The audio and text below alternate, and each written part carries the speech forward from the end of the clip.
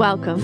I'm Harmony Slater, your host of the Finding Harmony podcast. Over the past 20 years, I've taught thousands of yoga teachers and students to explore the intersection between ancient wisdom and modern everyday life, using mind-body practices to heal, awaken, and manifest their dreams from the inside out.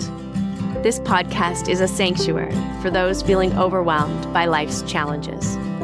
Are you ready to jump in and discover how these challenges aren't actually in the way, but are the way to finding harmony? Let's invite the magic back in. Hi, welcome to the Finding Harmony podcast. I'm your host, Harmony, and I'm so happy you're here today because we are venturing into the fascinating realm of light language with Debra Clark, who's the founder of Mystic Heart Space. Now, many of you might not know this, but if you have had any spinal energetic sessions with me, either online or in person, or have been in my online groups receiving healing sessions using sound and vibration and energy, then you might have heard that some channeling happening, some light language. I have been channeling light language. And when I started channeling light language, I had to start looking into where this light language was coming from and what was this light language that had been activated in me. And so I started listening and learning from different sources. And Debra really stood out. She is a certified master light language healer who has really dedicated her last few years, the last portion of her life, a decade or so, to helping others unlock their innate psychic abilities and connect with these higher dimensions of consciousness. She started off as a medium, someone who could read energy, who could channel beings. And so she had this gift of being able to tap into these other dimensions and these other realms.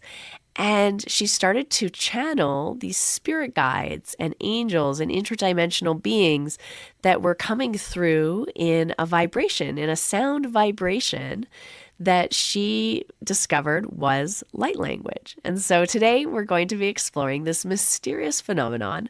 I don't know if it's that mysterious.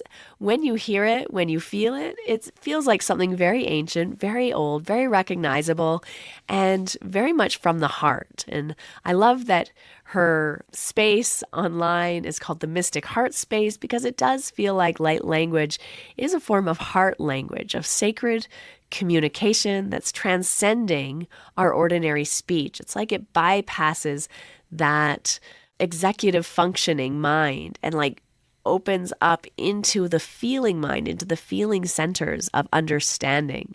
But we will discover how this ancient modality can help to catalyze healing or activate dormant spiritual gifts, and how it can facilitate our collective evolution into higher states of consciousness. So, whether you're a seasoned spiritual practitioner who's loves getting into all of this juicy, interesting, multiple dimensional conversations, looking at things from 3D, 4D, 5D, or if you're just new and you're thinking, I'm just wondering what this is all about, and you're coming with a sense of openness and just curiosity, then I think you'll walk away feeling like you've been illuminated with new pathways of understanding what is light language, and maybe even curious to experiment or try channeling some light language on your own. Let us know if you feel like you're curious and you want to know more. We would love to, just hear what your experience is with it. So let's jump into this conversation. I can't wait to get started. Hi, welcome to the Finding Harmony podcast. I'm so happy you're here to meet my guest today, Debra Clark from Mystic Heart Space. I'm very grateful to be here today to spread some knowledge on light language. So I'm open to any questions you have for me. Beautiful. I'm really, really excited. So when I was reading your bio, I mean, we've met before. This is not the first time we're meeting. Right. Just a clear the air. Sometimes we have people that we're meeting for the first time, but we've actually done a session together, and I've been learning some light language from your course and your activations. Oh, the attunements. Yeah. The attunements. Yes. But you're a psychic medium, Lemurian earth seed, and collective energy star seed, and a certified master in light language healer and activator and channeler. So, I specialize in activating soul language and giving people an understanding about light language in general. But I really started off with channeling first. So mediumship is really what I wanted to step into because I always thought it was fascinating. But then I realized I was an energy reader. And that's what, I came here to do. And then it started elevating into light language. Okay, so I have so many questions to ask you.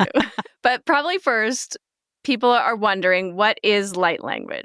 Light language is a universal communication of consciousness and is connected to all that is in existence. So everyone has that ability to connect in with the consciousness. It's within ourselves, within the soul's expression. And so meditation will help you connect in with it. Watching people speak light language will help you to kind of activate that within yourself. But basically, anything that has light or anything that is energy is connected to the consciousness. The plants, the animals, the trees, the planets, the cosmos, anything. Anything that has energy. And we can channel those things. So it is a form of channel.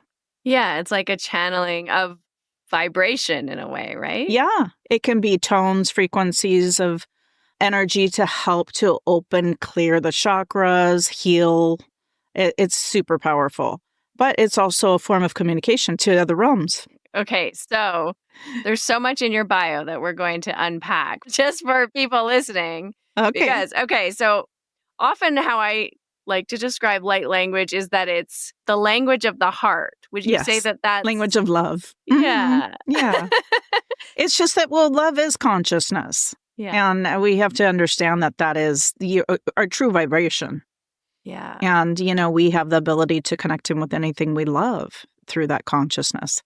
My guides always refer it to the movie Star Wars, the Force. Yeah. The Force within you. Totally. That's what they talk about. It's that life force energy. Yeah. Yeah. I love this. So, and for me, it's just become so clear that is the only reality. Yeah. But we get all mixed up and confused with because we embodied come here form. to play. We come here to play and learn. I love that.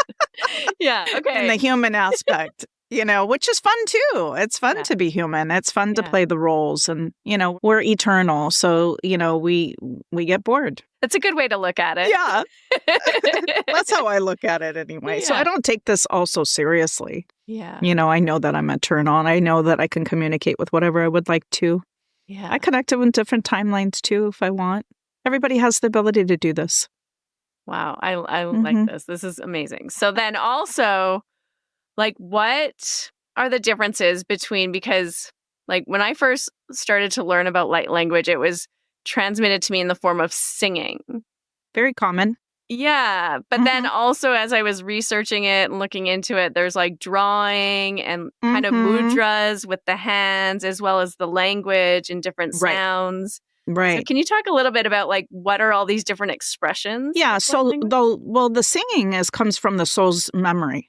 So it's called a soul song or soul songs. And they can come from memory, the soul's memory. Yeah. And identifying with other lifetimes. It could be here. For me, I'm Lemurian. And so I connect in with those songs all the time. The singing comes out of me all the time from memory.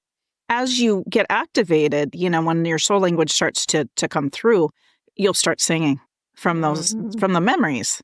Okay. Yeah. And then there's coding in written form. A lot of artists, I find, they really encompass the codes or transmissions, whatever you want to call it, because it's all different. It depends on what the person's channeling. It is a form of channel, though. Right. It is a form of channel. Yeah. It's memories, it's coding coming through consciousness. And so if you look at people that paint, the artists, sometimes you'll see coding in the actual paintings. Mm-hmm. It's so Yeah, it's beautiful. interesting. A coaching client that I was working with just yesterday, she was painting the energy or the colors of that she was seeing of different chakras. It was part of this Beautiful. weekend that she was kind of a part of. And the one sort of leader of the retreat came and she wasn't there. And he just was staring at her painting. And then he said to the woman who was painting beside her, but she wasn't there. She didn't hear it. This woman relayed the message after. He just stared at her painting for several minutes. And then he looked over and he said, "Isn't it so nice when you have psychics who attend your class?" And then he just walked away. Right. And she was really confused, though, in the sense that she was like, "I'm not really psychic. Like, I don't feel like I'm seeing these things. I'm just testing and being creative." She is. It's an ability. Yeah. When you think of psychic, it has a weird label, psychic, right? Yeah. It's just consciousness.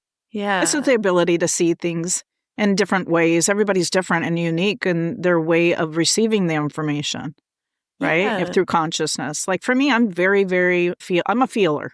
I feel it. I also hear. But, it was subtle in the beginning. As I started becoming more of a channel, I hear a lot more than say the average person would hear. See what I'm saying? On a consciousness level. Yeah. But I think the more you work with your abilities, your psychic clairs, the more it enhances. Yeah. And so I was kind of explaining that, like, well, you are on some level seeing it. And even though it seems like it's just kind of creative energy flowing through you, or you're just testing or experimenting, there's something in you that's bringing that forth. Right. So exactly. Do you think there's something like that we're kind of maybe taught or trained to not listen or not see, or we're trained to not believe in these things for a reason, because it's really our true identity. We just connecting with consciousness. Now, from my understanding, to bring up Lemuria again, because my guides talk about how Lemuria was a divine feminine, more driven civilization, but we communicated with our grandmother, Mother Earth, nature. And we specialize in like plant-based medicines, crystals, and the reason why is because we were able to communicate with these densities. And so we understood with consciousness communication that certain plants help to heal certain areas, right, by communicating with them. Okay. And we are starting to bring more of that knowledge back. A lot of it is just intuition and consciousness. Some people just are really, really great at knowing these things, right? Well, it's because they have access to the consciousness, the Earth's intelligence, I should say. Yeah.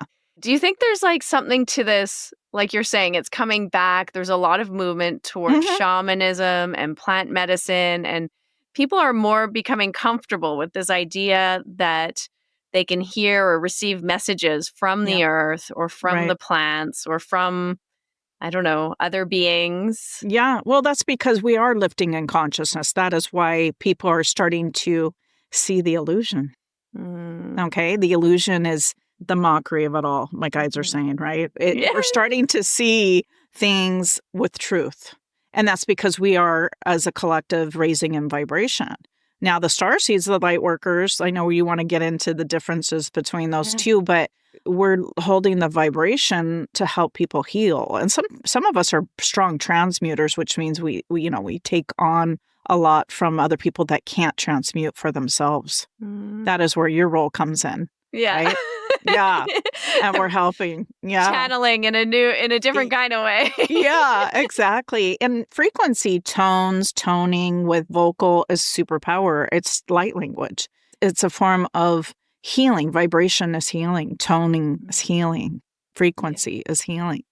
You kind of showed up for me on my path at a time when that was becoming so strong in me, this connection to vibration and tone and energy and the healing power of vibration and tone. And even this idea that when we're out of tune with ourselves, we start to experience like even physical kind of symptoms, for sure. illnesses. And that is, to me, the embodiment of illness is not transmuting.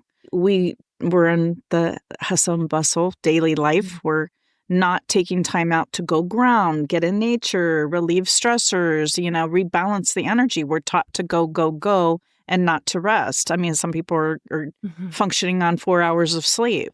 Yeah. And that's how you get ill. You get sick from no self-care, right? Yeah. And so what I've learned in my journey is transmutation is viable. It's something I have to have. I have to do it daily. If I don't, I will get ill. Yeah. When you talk about transmutation, what is your practice? Really, everything is intention, right? And so I usually go into a meditation or I go outside for a walk and I set the intention to transmute. Mine looks like breath work, a lot of it. It's right? Yeah. I'm releasing, blowing out. Sometimes it's coughing, depending on who I worked on that day. Yeah. Okay. A lot of times I take a lot of lower energy and then I transmute it. Every time I have a session, I immediately go outside to transmute every single time. I transmute before I go to sleep at night to make sure I didn't pick up on anything on social media. Right. See what I'm saying? Or a phone call or, Yeah. And so if we got in the habit of just setting those intentions and allowing the body to you're giving your body permission is what you're doing to release those things. Yeah. And it could be something you've been focusing on that's inhibiting, that's, constricting your communication or keeping you from feeling okay. All right. I mean, most of the time it's us picking up on negative energy or people's thoughts, their traumas, things like this, their stories. And then as a healer, we have that ability to transmute it into loving light. That's how I just kind of visualize it. I visualize myself putting all that negativity through a portal. Yeah. And then I shut the portal and then I envision it transmuting into light. And that helps me. Everybody has their own way of kind of visualizing how to do that.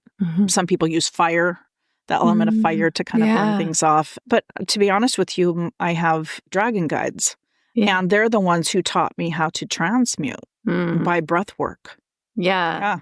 I think that really resonates with me, which also makes sense with the dragon energy and the fire element. When I work with people doing my spinal energetics, my healing sessions, so many of them, especially online, experience a lot of heat in their body. Yes. That's the transmutation. That's the burning away of the old.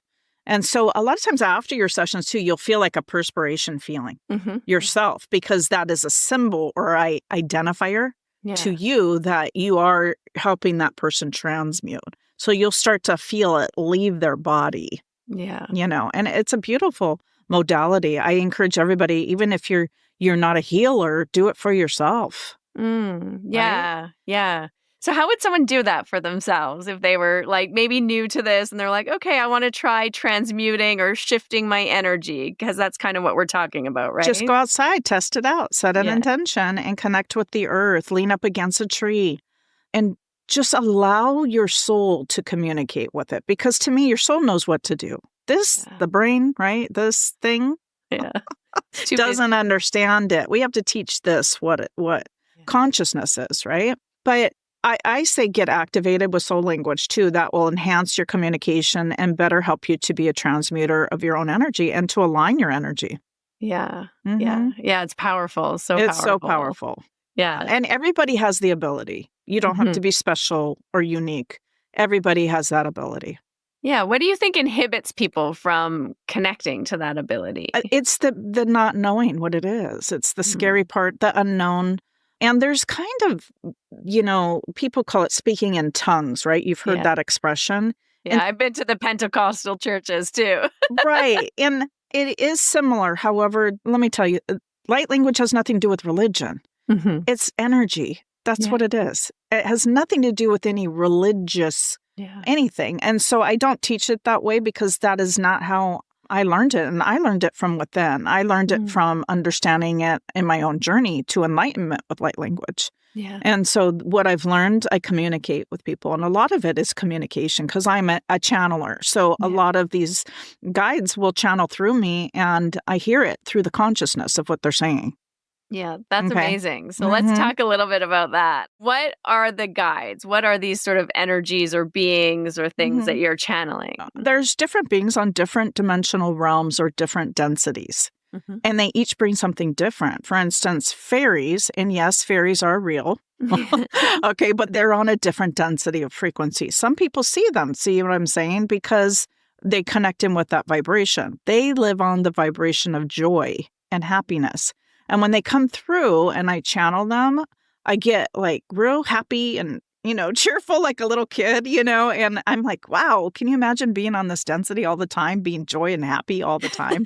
But that is their frequency. But it's really just communication to other realms of existence. And we have that ability. We're not the only realm. We're not the only density. And so I think closed-minded people are it's not that they want to be closed-minded. It's just that we're taught to be closed-minded about these things for a reason. Yeah. Because this is our true identity. We have the ability to connect with all that is in existence. Everything, anything that has energy, we have the ability we are part of all that is, right? We're actually one connected to source energy or God, whatever you want to call it, right? Yeah. God is energy. It's a consciousness. And that is where you start to communicate within that realm. You can hear everybody, anything you want to connect in with. It's amazing. I know. It's so exciting. Yeah, it reminds me of C.S. Lewis has a book, and I forget what it's called, but it's actually about like other dimensions and planets. And it's, kind of a science fiction novel, but they call Earth the silent planet in it because we've lost our ability to communicate with the other dimensions. It's true. But our goal is to join the society of the cosmic family. Yeah. That's what the goal is. And that is what the ascension is because we're no longer contracted now. Okay. So what I mean was there was a contract that inhibited us, but now the contract has closed because this is the learning library. It was dense as a dense society or world to help give us lessons so we can work through the darkness and understand it. Okay. But now we're the people that are wanting to join this beautiful ascension that we're on, we will be joining our cosmic family society. We're going to be communicating with other worldly beings, but it's, the people that are in alignment with that. Not everybody's going to join that, right? Some people want to learn lessons, so they're going to still stay in a different timeline or different world of density. Yeah. Does that make sense? Yeah. Yeah, totally. Especially, I think, when you think of it like vibration and frequency, right.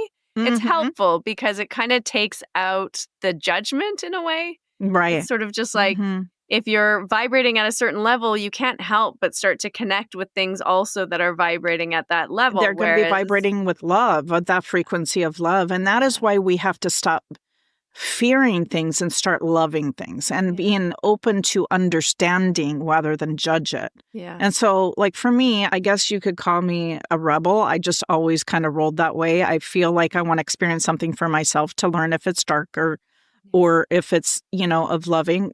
And I've dealt with different energies of experience. And what I've learned is darkness teaches you. It teaches you how to claim your sovereignty, teaches you to decide to love yourself. And, that's all it is. It's just a teacher. Yeah. Powerful one. Powerful. And we all don't realize we're in it. Like almost every single person has experienced darkness. Yeah. And I think the beautiful thing with the darkness too is that if you just go in and be with it, it like opens up into the light too, right? It just softens and opens up and it's not actually as scary as we're making it out to be in our minds. Right. Well, that's taught. That's the touch. Because if you weren't taught darkness, you would not believe it. See what I'm saying? Yeah, it's true. It's true. You need the darkness in order to see the light and vice versa too. Exactly. And this is where the light workers come in. Light workers come in to hold the frequency and a balance here. Okay, so let's talk about what is a light worker. How would you define a light worker? To me, a light worker is someone who has had lots of experience, but actually is here to hold that loving energy. And so those people will stick out in crowds. The people that are, wow, that person over there, she's always like donating her time and when you talk to her, she's so positive and she's so loving and caring, right? Or he, okay? Yeah. Those are light workers. They're holding the frequency of love, okay? Yeah, beautiful. And some of them, my guides were saying, will transition into being their starseed roles as well. As it becomes leveled up in the density, right? When it's depending on what their contract is on a soul mission. Yeah, their soul mission contracts. Everybody's different. Like for me, mine is to activate the masters to help them remember who they are. I am a starseed, but I'm human. So it's like, I don't want to take the human aspect out of me because I'm still human. I'm having a human experience. You know, it's just that my soul has had lots of experience in other realms, other dimensional planes. My guides call me multi-dimensional being, where I've had lots of, and a lot of us have. Yeah. But a lot of us have forgotten that part of ourselves, right? But you don't have a choice. When it's in your contract, you start to awaken to it. Okay? And when I started awakening, I was like, what is happening to me? I started meditating on my own out of nowhere. I'd never been taught it. I got off social media for about 3 months because I was tired of my life. You know how you get fed up. You're like, enough of this cycle, this pattern. It was the same pattern repeating itself. Yeah. And then I started self-meditating. I saw myself astral back to my body, and I could not believe it. I floated to the top of the ceiling in my house and came into my room, and boom, I went, oh my gosh, I just saw my soul come back to my body. It was crazy. Wow. It's super weird. Yeah. And then I realized there's more to us. Yeah. And, I really my guides just put things into my awareness, the synchronicities that show up into your awareness. Yeah. Those are real. Number sequences, people, videos, light language came into my awareness, and I didn't know that it would be in my future. It just showed up. I cried. Yeah. The first time I heard it, I cried. Yeah. It goes deep. It touches definitely deep inside your energy body, I think. Yeah. Oh, for sure. Your soul recognizes it. Yeah. And that's why people have different experiences. The people that get angry, it's because it's helping them see their shadows. Okay. And they're programmed with certain religious programming. And so they immediately go to fear because that's what they're taught. Yeah. Instead of being open to understanding it. Yeah. I love my teacher mentor who in spinal energetics, she always says she doesn't believe in good energy and bad energy. Energy is just energy. It's either dense and stuck or it's moving and flowing. And it also teaches different things on different densities. It's teaching something different, just like our chakras. And so a lot of times, like for instance, when I'm channeling light language, it'll go deeper when I have to reach the lower chakras. And then it starts to elevate to the higher frequencies when I'm activating and channeling the higher codes that come through. So there's transmissions and then there's activations, and they're two totally different things. Yeah. A transmission is more the message. It's slowing down to hear the message from spirit. And then there's the activation, which is coding, frequency, toning, which is what you do a lot with spinal energetics. Yeah. The toning, frequency, and coding. And the toning is more the healing or the moving of the energy. It's the moving of the energy, but also programming, meaning, okay, energy has coding. I do a lot of coding, actually. Right? Yeah, exactly. And some people see it as sacred geometry coming in. I personally feel it. Like for me, when I feel the codes coming in, it's like when you look up at the sun and it's bright and you squint. Yeah. That is my symbol and my identifier. And I know I have to kind of grab the codes and put them in the places to help with that person. So a lot of it comes from the codes are for the manifestation of what you're creating.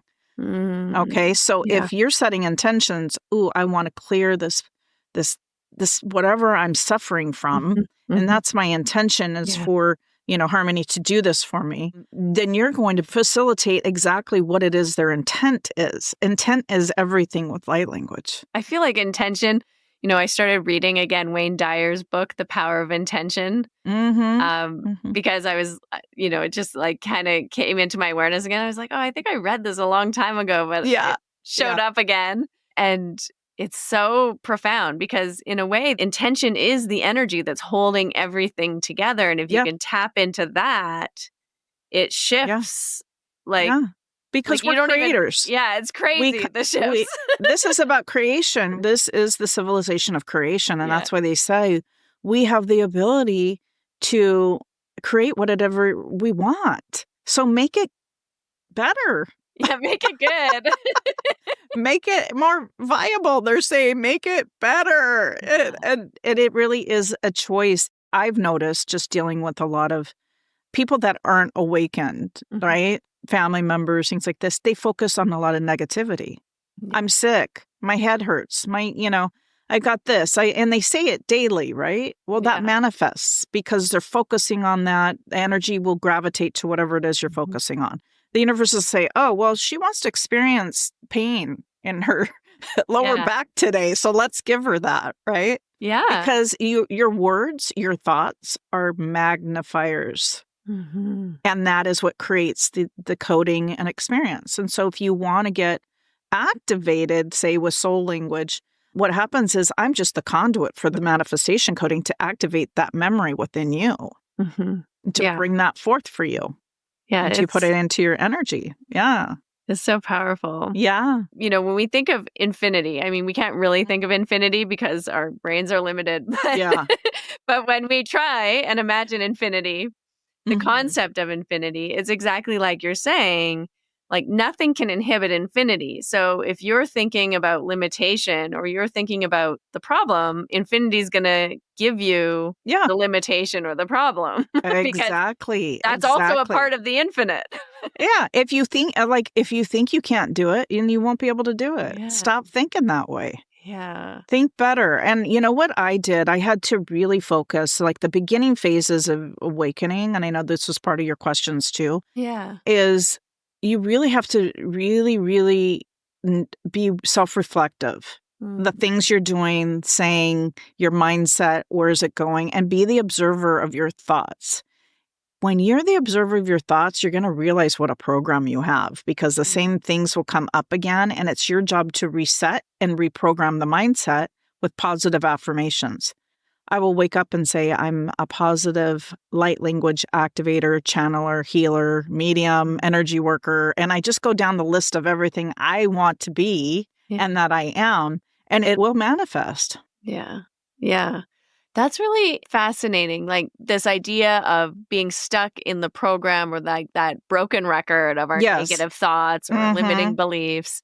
And how do you think like light language works to kind of disrupt that? Because, in Sanskrit or in Indian philosophy, we use mantra as which is, Sanskrit rhythm of vibration, of sounds, of syllables to protect the mind or to create a shift in energy so that you like connect back into your source. I mean, to me, it's almost a type of light language. Yeah, it is. And like for me, if I notice that I'm focusing too much on negativity or I'm saying something, I'll catch myself and I'll fix it. Yeah. And I'll change it to something positive. Oh, no. I don't want that going out there to the universe. I have to word that better. And so then I change it. But a lot of times I use light language to communicate what it is that I want to facilitate. And that is when I go into meditation and I just allow my soul to do the manifestation. So my soul knows exactly what I need. Yeah. Right? In this moment. And everything is happening now. Remember that. And the guides want us to focus now. Yeah. They don't want us to worry about the future or think about the past. We need to heal the past wounds and don't worry about the future, because everything is designed according to blueprints, like what we decided before incarnating, but also what it is that we're creating with our mindset. So make it positive, be positive. I know that when you say you need to be positive, it's kind of like rude to say that to people, but it really does work. Would you channel some light language just so we can kind of hear the sounds? Masalalo? Yeah, I mean, anything that you want to tap into, because I think it does shift your energy, right? Like it really does shift the energy, I feel. So like for me, I can give you some words right now. I'll get into like some of the other things, but like masalalo, I say this a lot. That means much love to you. See, in Lemurian. Yeah. Okay, malalo means I love you. I say these words all the time in conversations, and you don't think to say, I love you all the time to your friends and family members, right? Yeah. But it just comes out when I speak my light language, because that's really, truly, I do. I love them, right? Yeah. But asotusia tia sakarayo. And I'm saying, but we can be conflicted by the chaos or confused energy. So karayo means silliness, chaotic, craziness of the world, of the illusion. Yeah. Yeah. So I tend to talk about how we can get distracted by the illusion. Yasonore marayo satia shako. Yasonara marahara.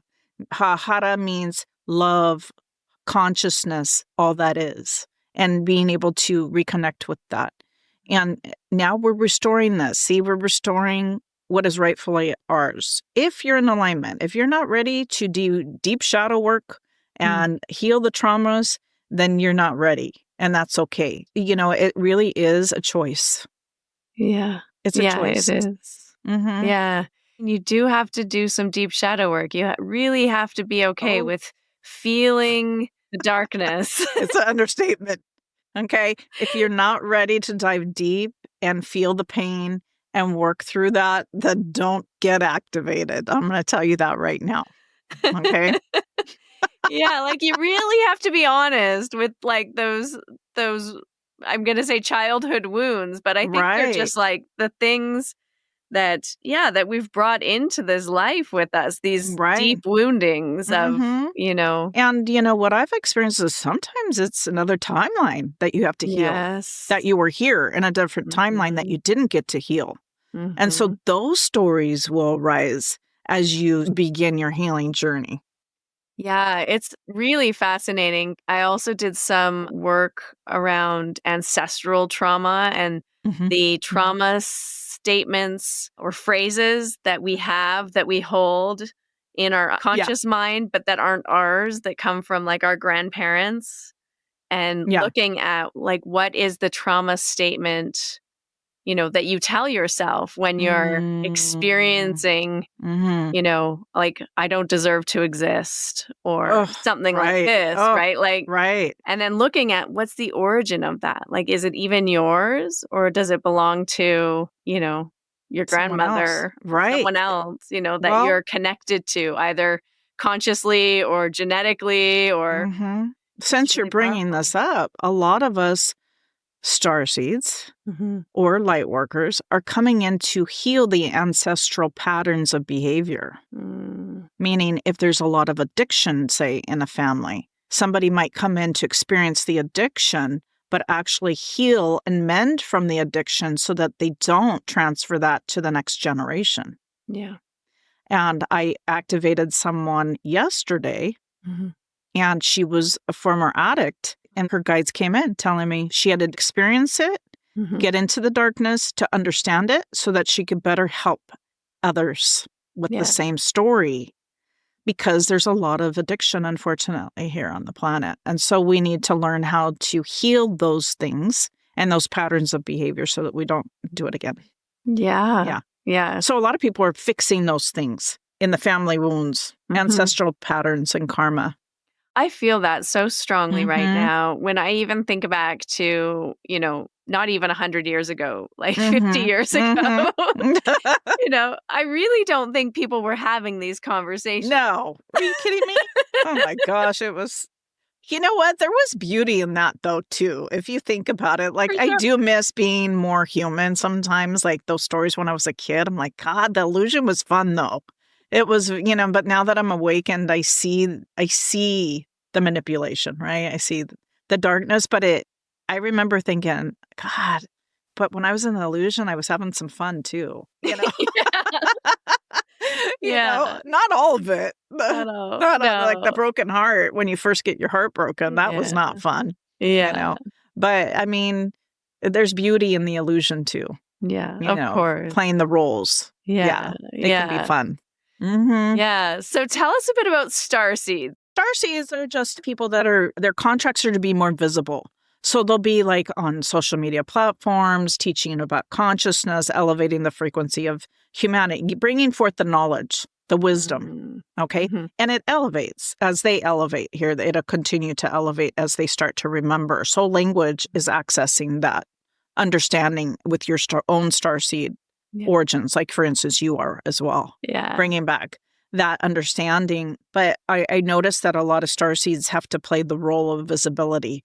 They have to put themselves out there, speak. Like for me, I have to go out, speak the light language and give people an understanding about it, because I have to teach what it really is, not what they're programmed to believe it is. Yeah. And help them give an understanding that this is the way out. The way out is in. Yeah. Totally. Right? 100% It's with you. in. It's inward. And we're not, if we just learned this as children, how to connect with consciousness, inward communication, it would be a totally different society. Yeah, it's profound. It's really, it's beautiful to think about. And I think in many ways, the children that are coming to they're brilliant Earth now are they're brilliant. They're pretty amazing. Yeah. They hold a higher frequency. They really do. And some of us, they call us ground crew. This is what my guides call us, ground crew, because we're in it. And I've also been told that we're the reality show that all the cosmic family wants to watch, because they cannot believe how we can really raise our vibration in such a strong density. Third density is hard. It's hard to maneuver. It feels like mud, walking through mud, right? Yeah. And to be able to awaken in such a density is just, they're just in awe over us. That's so beautiful. They also say that we're graduates. Like we're like the college degree coming in here. Like we're coming here with all the experience. Yeah. We just come here with amnesia. We forget. But that's the beauty of the illusion, is forgetting that we're connected. But we always have access to the connection. Yeah. That's the incredible thing that I think, I don't know, you just don't get it until you really get it. And you're like, I actually don't have to really do anything. I just have to be. Yeah. Be authentic. Yeah. That's what they say. Just be your authentic self and do what it is that gives you joy. And that is all you need to do here to perform what it is that you were assigned to do. Because whatever it is that is in alignment with your spiritual contract or blueprint, whatever you want to call it, gives you joy. This is what you want to do. So you might as well fulfill yourself with the things you want to do. Like my old job, my third dimensional job was I was dealing with attorneys, and I just hated it. I hated it. I hated it. There was a lot of customer service, and, it's just, ugh. Yeah. It's just dense. I worked at a bank. I know. Yeah. And, not to, say that all attorneys are dense. That's not what I'm saying. I'm just saying that customer service in general and having to do things is like in that way and be on the phone with people. It's hard. It is. It's hard. Yeah. But I just started shifting and started doing things on the side that I wanted to learn. Like I started taking a channeling course. And then realized, that I was pretty good at it. Yeah. And then it gave me joy to do it. I loved doing it. And I did it for free for a whole year. Amazing. Yeah. It was a platform called Leadership of Light. And they're no longer in existence. I don't know. It got taken down. But I had left before it got taken down. But I started doing more stuff on my own business page on Facebook. And then, my light language started to formulate when I was doing a healing session for someone. And it started coming out in words, and I knew it was light language. Yeah. But I didn't know how I accessed it. Like, what is happening? And I reached out to a friend that I know spoke it, and we were in a course together. Yeah. And the first time she said, this is coming out of me, and I wanted to share it, I cried when she spoke it. So I really had a connection with it. I just didn't realize that it was my mission. Okay. And so we had like what we call swapsies of energy exchange, right? And so I did healing on her. She did, and she helped me go deeper with it and really cracked me open. Yeah. And then I could not stop it. It was just totally activated within me. Then I started noticing tones and different dialects coming in that I was channeling, and understood that I was actually channeling my guides. And I reached out to her again and go, can you channel more than one dialect? And she said, yeah, if you're doing it, go for it. Yeah. And I was like, well, I didn't know you could. I thought you got one dialect and then that's it. I didn't know anything about it. I had to start remembering myself and trusting in. And so I started asking questions internally. I would go inward, ask myself questions, ask my guides questions. And then I started figuring things out on a consciousness. And when people say, hey, do you need any books on light language? And I'm like, honey, the only way to understand light language is to get activated and to communicate with it yourself through consciousness. I mean, you can read about it, but it's not the same. Yeah, no. You won't fully, right? You don't fully understand it until you're actually using it and you're activated, and then you understand on a soul level. Yeah, it's like reading about meditation. It's like kind of you boring. Do it. Yeah, kind of do it. Yeah, exactly. And really, do they really understand it? They really don't understand it until you actually utilize the ability, and everybody has it. Yeah. And it's such a somatic experience too, because it is dealing with those vibrations, and it is also like what you're saying, an opening of yourself to just expand and feel like what's coming through. I don't know. There's something very intuitively or clairvoyant kind of connection to, and it will enhance your clairs. It will, if you're wanting to like open up more of your connection with your psychic clairs, it will do that.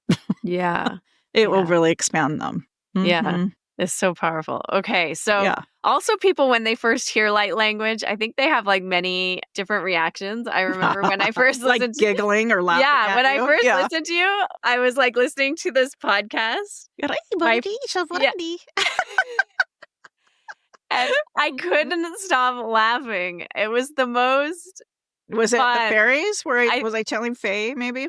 It didn't matter what you channeled. It was like, I think that fairy energy around me just got activated. I was just like laughing nonstop. But it was like the kind of laughter of like a child. Like when a child's just like so excited and in so much joy. Joy. Yeah. Well, I just kind of surrendered to the channel, and does whatever wants to come through, comes through. You'd be surprised at what helps me to activate people. They're all different that come through according to that person's vibration, what they carry, their experience. And so if I'm activating them, like, for instance, if they have a lot of stories or lifetimes in Draco, then the dragons are going to come in. So I start channeling the dragons. Yeah. And when I'm talking about Draco or dragons, I'm talking about not just dragons themselves, but dragon people. Okay? People that live, and they're indigenous people that live amongst the dragons in that world. Okay? And yes, they do exist. They've been around forever. Yeah, it's so fascinating that so much of our maybe mythology or our stories or what like people connect to and what people see when they're in altered states of consciousness are very much, I feel like if we allow ourselves to just open up to the possibility, there's a through line, right? Yeah, and a lot of the history is so ancient and so old, but there used to be dragons here. See what I'm saying? Yeah. And living in our oceans and waters. But, unfortunately, they were killed long time ago because they basically ruled, if you think about it, of course, they're going to take over. Yeah. Powerful. Okay. But when I think of dragons, I connect in with their vibration, and they're so heart-centered. And so, but there are different types of dragons. Okay. And I try and reassure people that when you set an intention to only channel those energies that have the best intentions for you and that are in alignment with love, then that's what you'll channel. Yeah. But if you get into your head with fear, then you're going to channel those things that will make you fearful. Yeah. Yeah. So your intention is powerful. I always find the dragon energy or vibration or like language is so powerful for like clearing transmutation. Blocks or transmutation. Like I find it really helpful for like a lot of stuck energy. And they can be very inspiring. They come in with inspired action. They help you push you on your path. Very assertive and pushy. Like they're the guide that's going to push you. Okay. But they're very kind and loving. I've activated many starseeds that are dragons. Yeah. My son is Tibetan dragon. And tell us, you said that you're Lemurian. Right. That's my dialect. Yeah. Your dialect. And my soul language. Your soul language. Yes. Right. And then what other soul languages are there? Oh my gosh. Infinite. Infinite. Yeah. I mean, I have 26 different types of dialect attunements just based on different star seeds that I've activated. However, you can connect in with anything you want and channel it when you match that vibration. It's a meeting of energy. It's a matching of vibration. Yeah. That is how I hear. You match the vibration and I hear what's being communicated as I'm channeling. Yeah. It takes a lot of practice to start hearing what you're saying because it's through the consciousness. Like in the beginning, you're not going to understand a word you're saying. Yeah. I feel like that's a totally different gift, like the translation part of the language. It's just more practicing to hear what you're saying and really practicing with the channel. And like, again, I started with channeling first before I entered, before I started.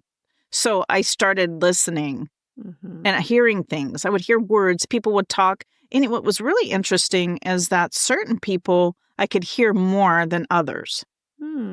Depending on if I had a lifetime, that same energy. I recognized the dialect and communication better. And so I can hear exactly what I had. One lady, I was activating her and she starts laughing hysterically. And she goes, in light language, she says to me, I can't believe I forgot this. How ridiculous. But in light language, she says it, to me. And she was like a Pleiadian, which is still Lemurian. Lemurians hold a lot of Pleiadian energy. Right. Yeah. Right.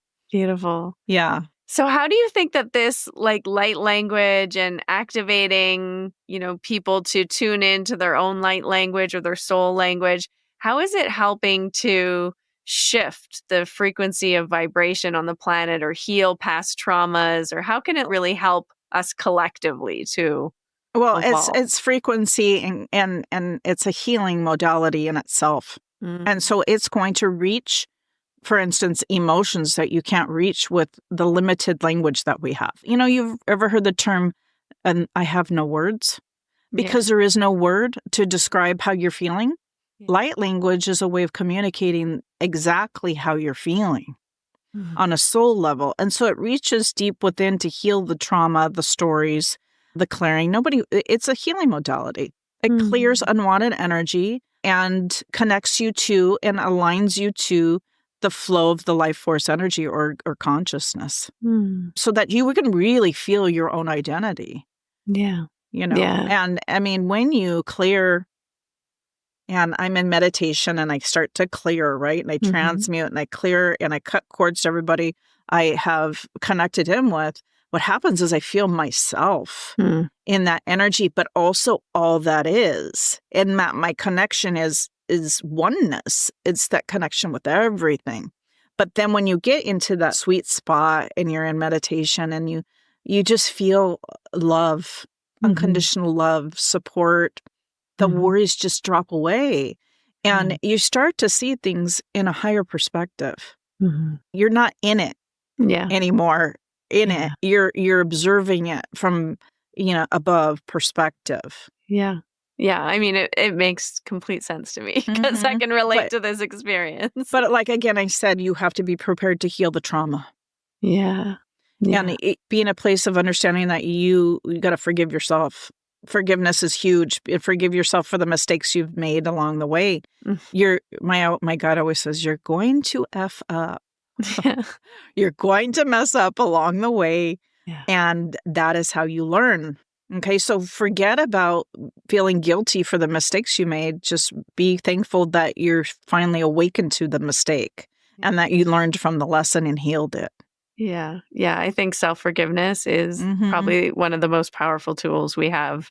Yep. And forgiving others. When you can forgive somebody that's really done some wrong or harm to you. That's very powerful. Yeah. Mm-hmm. Yeah. But I feel like self-forgiveness is sometimes harder than forgiving others. Mm-hmm. And also sometimes it's hard to truly forgive someone else until you've forgiven that part of yourself that Exactly. either That played a role in it. Yeah, Exactly. That played the role in it. Well, I chose to be with this. Like for me, it was, relationships I always struggled with. And I realized, well, you made the decision to be with this person. So forgive yourself first. Yeah. And then work through what was happening. I see now, when I was in it, I was always angry, right? With what was going on with myself. But now that I have healed that part and I see things from the higher perspective that I was just learning. Yeah. That was just this what I chose to learn and heal from. Yeah, I've said this before, but the practice, there's a practice that comes from the University of Santa Monica and their transpersonal psychology program. And it's, I forgive myself for judging myself, or I forgive myself for judging this person, because it's always the judgment that hurts. Yeah. And it's always the fear. judgment.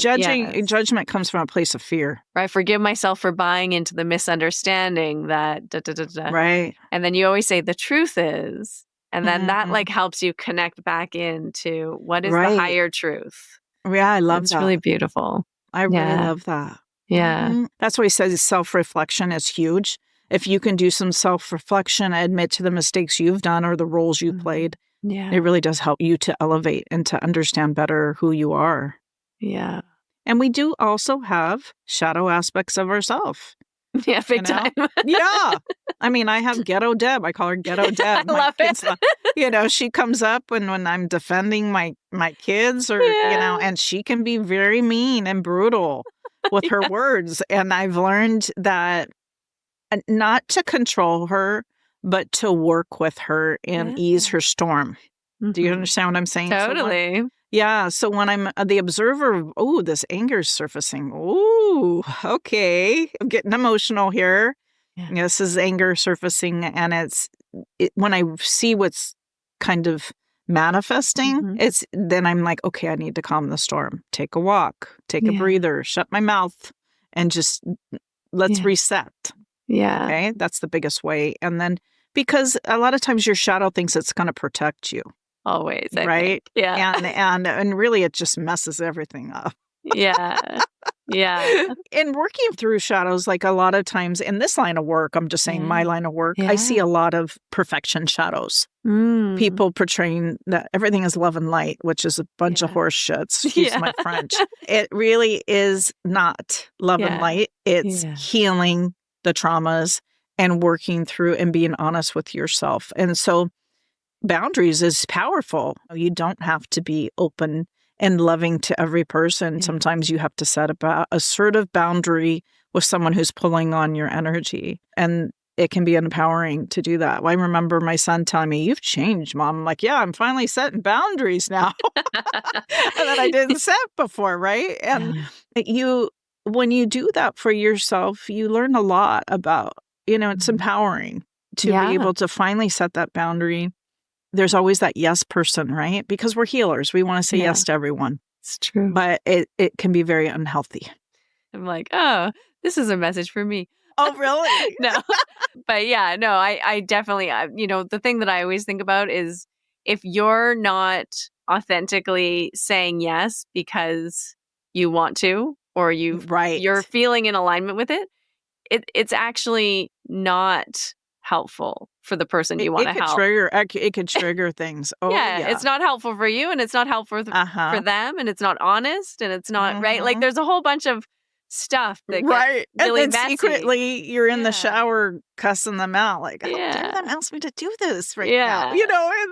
But it's like, just say no.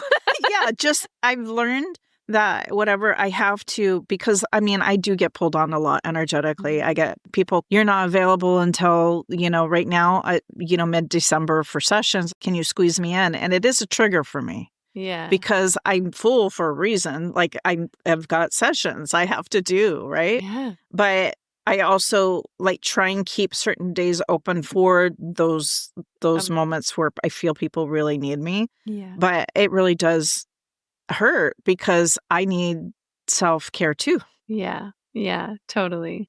Totally. I think this is the wound of the healer. Like the healer really wants to bring it and be there for people and support and uplift consciousness and do all of this really beautiful light work in the world. Yeah.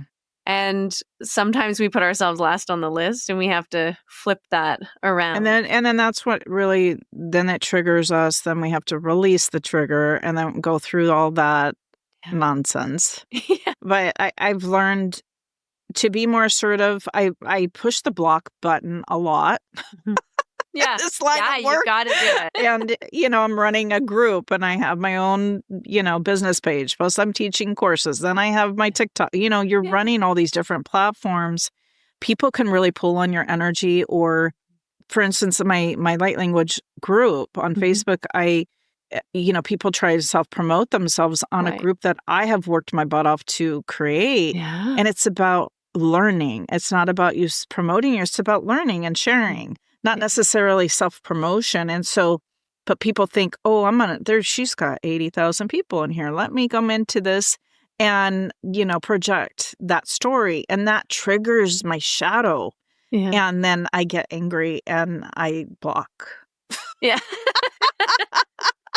And I'm like, sorry. Or my guides will bring it into my awareness. This person's trying to poach, Right. Yeah. And I'm like, but they're great. They're great. It's nothing personal. Yeah. It's just you're not supposed to be there. Yeah. And we have to learn how to do that. I think as spiritual entrepreneurs and, running a business that is also spiritually directed, we have to set loving boundaries also. And ask for help. That's what they told me. I had to get another moderator and oh my God, she's a godsend. Yeah. She's been helping to approve people. And, I was like, I can't. I was waking up to 100 people to approve, sometimes 500 people to approve. My gosh. And going through each person, reading the energy, because that's what we do. We read the energy. Are they a fit? Yeah. Are they in alignment with this? Are they scammers? Yeah. So it really takes a lot that people don't understand behind the scenes of everything you're doing. Yeah. Totally. Totally. I know. It takes a lot. It takes a whole team and a lot of spiritual transmutation of energy as well. Really does. It really does. Yeah. But self-care is I think everybody should do it. It's something that everybody needs in order to help facilitate that transmutation. So a lot of people get sick and then they're forced to rest, right? Yeah. Because the body needs to go through a transmutation. Mm-hmm. Yeah. It's ridding, clearing. Yeah, that's the cycle. It's like just stay healthy. Really, a lot of it is self-care. Nature, too, connecting in with nature. Yeah, nature is key for me, too. Just being with the earth energy. I think it's it really helps to balance out everything. Yeah. Your mood. It's very calming. Yeah. We're meant to connect with her. We're human. We're meant to connect with her. Yeah. I call her because when I channel her, she's the feminine energy that comes across to me. Yeah. I think so too. I really felt that the connection to this earth and the earth energy and also this rising energy of the goddess. It's she's here. She's making herself known. I really feel it. It's pretty powerful. I communicate with her often, and most of the time I just tell her how brave she is and how, to can you imagine just being a planet and then holding this density and understanding everything that's happening on the planet? I mean, it's a tough role. Yeah. Energetically. But an energy's got to play that role, right? Mm-hmm. Yeah. Yeah. So I'll just tell her how grateful I am and how strong she is. Beautiful. Well, tell everyone if they want to receive activation through you or with you. Yeah. How can they come find you? They can go to mysticheartspace.com and select the Soul Language Dialect Activation Session. Or if they want a reading first to see or get clarity, they can have a reading. I have other types of sessions too as well. But if they want to get activated, that would be the one. Yeah. Beautiful. It's about an hour. Takes about an hour to activate you and just be in a quiet environment. Have water, tissue handy in case you get emotional. Yeah. Some people get very emotional during the session. So it just depends on the individual and how much healing they've done. Yeah, it can be emotional for But don't worry about having a clearing because I clear you in the session. So there's no, do I have to have a clearing first? Or I get that a lot. Right. No, you don't. I clear you and align you in the session. Yeah. So exciting times right now. It is exciting. And I think there's, this movement of Pluto into Aquarius and everything moving into the the ether. No, I've seen different things about that we're not in Pluto, and then I've seen that we are in Pluto. I don't know what to believe anymore, but I'm going to tell you, I'm Aquarius, and I'm feeling a shift energetically with myself. Yeah. I'm stepping into a new role, a little bit magnified role right now. Yeah. Which is amazing I'm in alignment with it, so it feels good. Yeah. Yeah. It's powerful. But I think a lot of people are shifting. Mm-hmm. And global awakening has happened. Yeah. And of course, there's always like the polar opposite, which is trying to keep us stagnant. But well, yeah, but it's up to us to see those illusions and don't believe those. This is what I say. And my guides have said, anything that is not in alignment with love is fear. Yeah. So if there's fear-based programming, if it makes you feel fearful, then it's not in alignment with love. Yeah. And so when people start advertising, oh, this is so scary, or that, I don't feed into that. I don't even want it into my awareness. Yeah. I choose to see everything with love and healing, and that we are raising in consciousness. So I don't pay attention to all that nonsense. How can somebody, like, if they are feeling that fear or, hearing a lot of the negative media or things, how watching it? Yeah. Okay. Stop putting it. Yeah. Well, it is something called a spiritual diet, right? Yeah. It's not just the foods you eat, it's what you entertain yourself with. It's just like if you like to watch horror films, then you're going to feel that, So it's just a choice. It really is a choice. And if you want to experience the darkness, go for it. You're going to be learning lessons along the way. Yeah. But it's a choice. It's just stop watching it. Yeah. If it makes you angry, there's a sign. Yeah. Yeah. That's why I don't watch it. Because it makes me so angry because underneath I care so much. Yeah, I know. The political stuff was really triggering me. Oh my gosh. I was just like, and I have my whole viewpoints because I read energy. So I read the energy of people all the time. Yeah. But I'm just like, can we just, Can this be over with, please, so we can move on with our lives? Everything is happening for a reason. And that's what I believe. Everything that's currently happening is for a reason. Yeah. My guides told me that this last year was starting the disclosure. There's going to be more disclosure, which you see it happening right now. So it's beautiful. Not just disclosure with, the secrecy of things, but also, like the secrecy of our contact, like alien contact. It's exciting actually to be alive right now, witness all these changes and shifts. Yeah. I mean, when I go back to when I was a kid, there was none of this. You couldn't even talk about it. And so now it's just exciting that everybody's opening up more to, okay, there's life out there. Yeah. Right. It's super fascinating. Beautiful. And that we might be part of that. Yeah. Well, it was a pleasure. It was so much fun to chat with you. Yeah, it's But beautiful. thank you for having me. I appreciate it. Thank you so much for coming on. And thinking of me. Great. Yes. And we'll put your links. You have an amazing TikTok and all the things. You. So we'll throw them in the show notes for everyone and they can look you up and work with you. Yeah. And hopefully more people will not be fearful of it. Yeah. And they know it's just going to help benefit them. Yeah, 100%. So wonderful. Thank you. All right. Have a blessed day. Masalalo. Which means much love to you. Miati. Masalalo.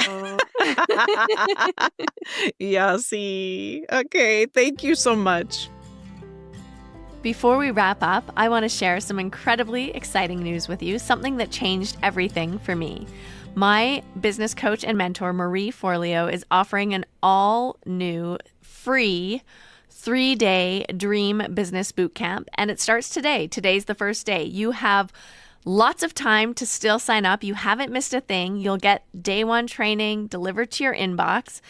So follow the links in the show notes and do yourself a favor. If you're a spiritual entrepreneur who wants to make an impact while creating abundance, this training is designed with you in mind. I'm living proof that Marie's guidance truly works. Now I have a business that I love. I get to decide when I work and how I work and the impact I want to make in the world. So if you're ready to make your dream business a reality, then join Marie's Dream Business Bootcamp. It's happening this week. It's completely free, and it really could be your turning point. So find the links in the show notes, and I'll see you inside the Dream Business Bootcamp. That's it. We've concluded another episode of the Finding Harmony podcast. I just want to thank you so much for doing the work that changes the world, starting with yourself. It truly does make a huge difference. Please make sure you have your automatic downloads turned on wherever you listen so you don't miss any of the upcoming episodes. I have so much more magic I can't wait to share with you. Lastly, if you're on Instagram, I love connecting and hearing from you. So come on over and say hello at Finding Harmony Podcast. And you can also come say hello to me personally at Harmony Slater Official. Thank you again for being here. I cannot wait to share more with you in our next episode.